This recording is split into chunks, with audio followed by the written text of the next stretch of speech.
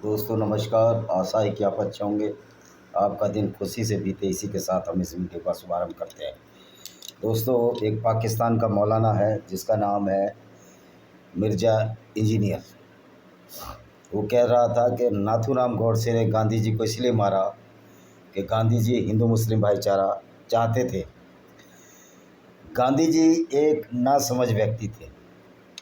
मैं इंजीनियर मिर्ज़ा से पूछना चाहता हूँ कि गांधी जी हिंदुओं से भाईचारा चाहते थे, हिंदू मुस्लिम भाईचारा। इस्लाम में एक ऐसी आयत बता दो जिसमें ये लिखा हो कि गैर मुस्लिम से भाईचारा होगा। इस बात की कोई संभावना नहीं है कि गैर मुस्लिम से किसी मुसलमान का भाईचारा हो सके, क्योंकि इस्लाम इसकी अनुमति नहीं देता। ये आपको चैलेंज है। आप मौलाना हो, आपने कुरान पढ़ी है, आपने हदीसें पढ़ी हैं, आपने फ़िक़ह पढ़ा है, जो भी किताबें हैं वो पढ़ी हैं और मैंने भी पढ़ी हैं। मैंने हो सकता है कुरान आपसे ज़्यादा पढ़ा हो। तो आप जिस तरह झूठ बोलते हैं कि नाथूराम गोडसे एक हत्यारा था, नाथूराम गोडसे ने कोई हत्या नहीं की। उसने उस व्यक्ति को स्वर्ग धाम पहुँचाया जो व्यक्ति इस्लाम की विचारधारा से अभिभूत होकर ऐसे कार्य कर रहा था जो इंसानियत के खिलाफ थे। क्योंकि अगर आप इस्लाम के मानने वालों को, जो इस्लाम में यकीन रखते हैं, उनको सहयोग देते हो और कहते हो कि गैर मुस्लिमों से मुसलमानों की दोस्ती हो, तो ये हर मुसलमान जानता है इस्लाम के अनुसार किसी भी गैर मुस्लिम की किसी मुसलमान से दोस्ती नहीं हो सकती। लेकिन महात्मा गांधी, जिसको कुछ मूर्ख लोग राष्ट्रपिता भी कहते हैं, उसको मालूम ही नहीं था कि इस्लाम किसी भी भाईचारे को नहीं मानता। तो गांधी के लिए यही समझाइश थी।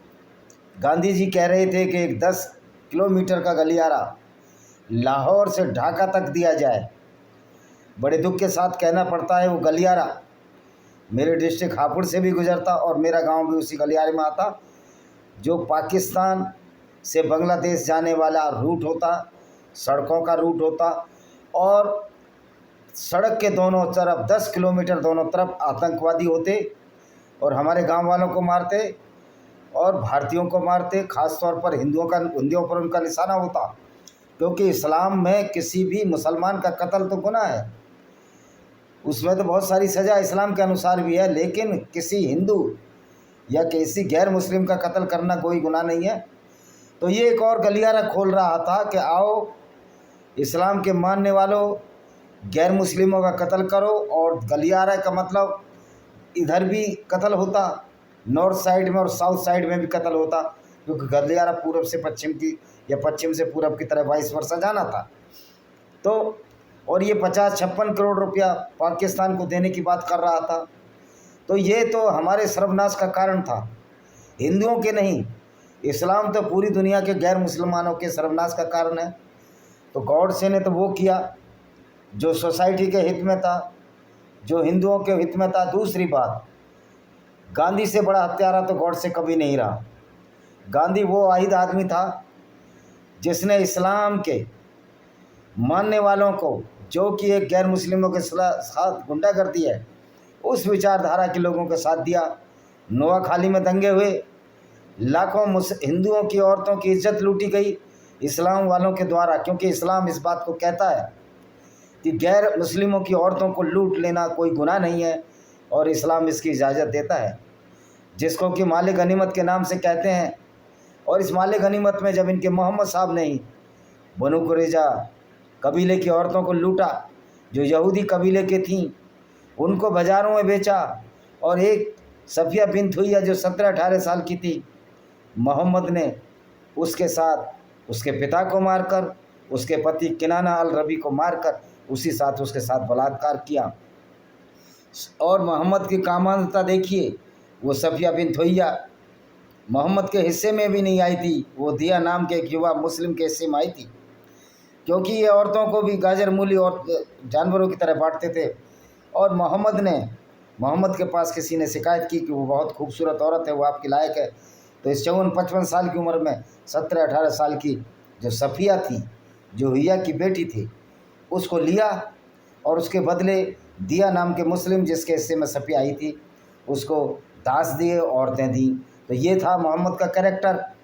और उसी कैरेक्टर, उसी विचारधारा को मानने वालों का लिए गांधी साथ दे रहा था। तो गांधी को कभी हिंदू समाज माफ़ नहीं करेगा, क्योंकि गांधी को ना इस्लाम की समझ थी।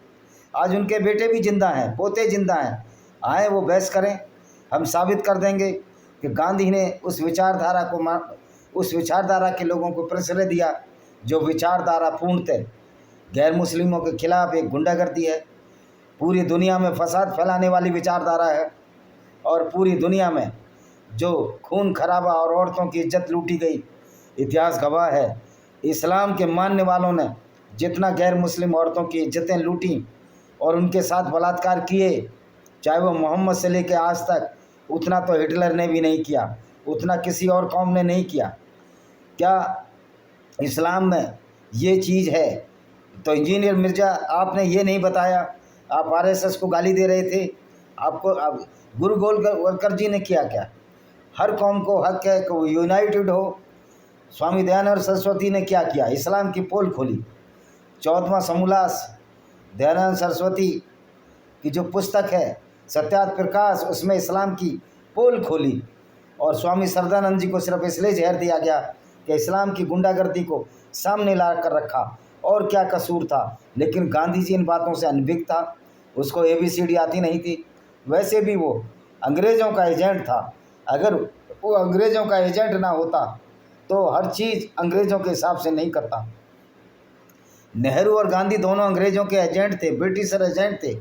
इनको इतनी फुर्सत मिल जाती थी कि पिता के पुत्री के नाम नेहरू ने जेल में लिख डाले, और उनको बेचकर लाखों की रॉयल्टी, इन्होंने करोड़ों की रॉयल्टी कमाई। महात्मा गांधी को जेल में रखा जाता था, भूख हड़ताल करता था, लेकिन क्या कभी मरा? क्या कभी इसने वीर सावरकर की तरह अंडमान की जो सेलुलर जेल है, जो मैंने खुद इनकी कोठरी देखी है जाकर अंडमान निकोबार में, क्या कोलू चलाया? कभी नहीं चलाया। वो कोलू चला कर रोटी खाए, और कहते हैं कि वीर सावरकर डरपोक थे। वीर सावरकर को सलाह दी थी कि आप माफ़ी मांगकर इंग्लैंड चले जाओ, और वहाँ ये आंदोलन चलाते रहे। एक और दूसरे जो स्वतंत्रता सेनानी थे जो लंदन में रहते थे, अभी तो नाम याद नहीं आ रहा मेरे को, तो वीर सावरकर से ज़्यादा कायर तो डरपोक तो नेहरू था।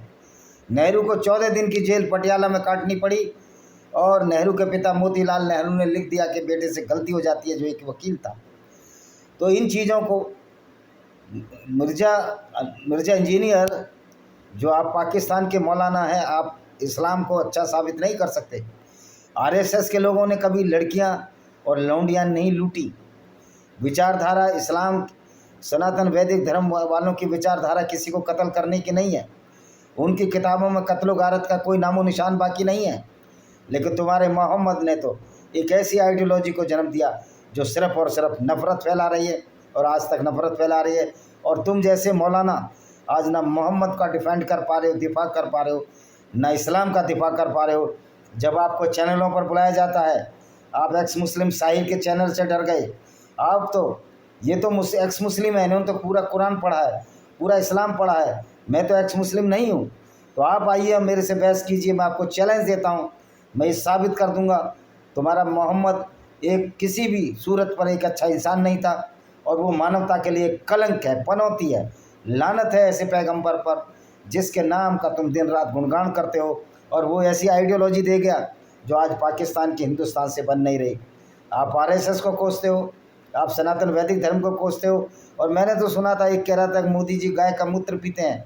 ओ भाई, तुम्हारा मोहम्मद भी तो अपने लोगों को ये बताता था जब पेट खराब हो गया था, एक हदीस है कि आप गाय का, ऊँट का पेशाब पियो और उसमें दूध मिलाकर पियो तो आपका पेट सही हो जाएगा। और तुम्हारे यहाँ तो सऊदी अरब में तो ऊँट का मूत्र बिकता है, और वो आबे जमजम, वो कहते हैं हम आबे जमजम और दूध पीते हैं। वो बोल रहा था मुसल्ला पाकिस्तान का, जो बहावलपुर में जो मस्जिद गिरी थी, मैं उससे पूछना चाहता हूँ कि भाई तुम आबे जमजम, वो आबे जमजम में वो कुएँ का पानी है जिसमें कि मरे हुए कुत्ते पड़े रहते थे, औरतों के कपड़े पड़े रहते थे, और उसी से तुम्हारे पैगंबर मोहम्मद साहब वजू कर लिया करते थे नमाज पढ़ने से पहले।